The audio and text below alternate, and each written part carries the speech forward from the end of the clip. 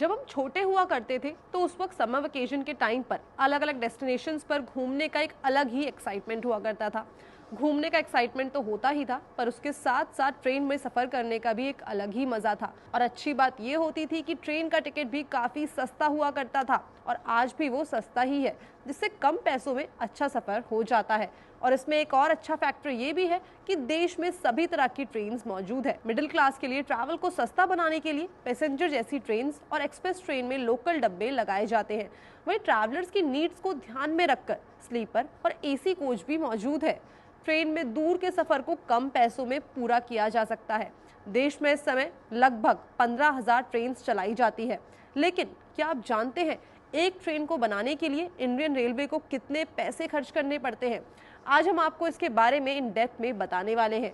इसके साथ ही ये भी जानेंगे कि क्या सभी ट्रेनों को बनाने में बराबर का खर्चा आता है या फैसिलिटीज के अनुसार खर्चा बढ़ता है। आपके इन्फॉर्मेशन के लिए बता दें कि एक ट्रेन में general, sleeper, third AC, second AC और फर्स्ट एसी जैसे कई अलग अलग कोचेस होते हैं। अब आपको जानकर हैरानी होगी कि ट्रेन के केवल एसी कोच को बनाने में ही लगभग 2 करोड़ रुपए का खर्चा आता है। वहीं स्लीपर कोच के लिए करीबन 1.5 करोड़ रुपए और एक जनरल कोच को बनाने में लगभग 1 करोड़ रुपए का खर्चा आता है। ट्रेन के इंजन की बात की जाए तो इसकी कीमत सबसे ज्यादा होती है। ट्रेन का एक इंजन लगभग 20 करोड़ रुपए में बनकर तैयार होता है। यानी इंडियन रेलवे अगर 25 कोच वाली एक ट्रेन को मैन्युफैक्चर करेगी तो उसके लिए उन्हें कम से कम 60 से 80 करोड़ रुपए का खर्चा करना पड़ेगा। ट्रेन में मिलने वाली फैसिलिटीज, मॉडर्नाइजेशन और उसमें एसी के डब्बे के नंबर्स कितने हैं उसके अकॉर्डिंग उनका खर्च बदलता रहता है। 19 कोच वाली अमृतसर शताब्दी को बनाने में रेलवे को लगभग 60 करोड़ रुपए लगते हैं।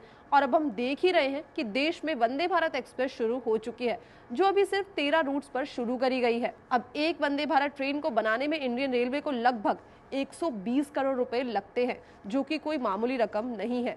अब तो आप समझ ही गए होंगे कि जिस ट्रेन में आपको ट्रैवल करना इतना पसंद है, एक्चुअल में उस ट्रेन का कॉस्ट कितना है। तो इसमें एक चीज का जरूर ध्यान रखिए कि जब भी आप ट्रेन या किसी भी पब्लिक ट्रांसपोर्ट में ट्रैवल करते हैं तो उसमें किसी भी तरह की तोड़-फोड़ ना करें, क्योंकि एट लास्ट पैसे तो हमारी जेब से ही खर्च होने हैं, चाहे डायरेक्टली हो चाहे फिर इनडायरेक्टली हो। बस ऐसे ही अपडेट्स के लिए जुड़े रहिए इंडिया न्यूज बिजनेस के साथ।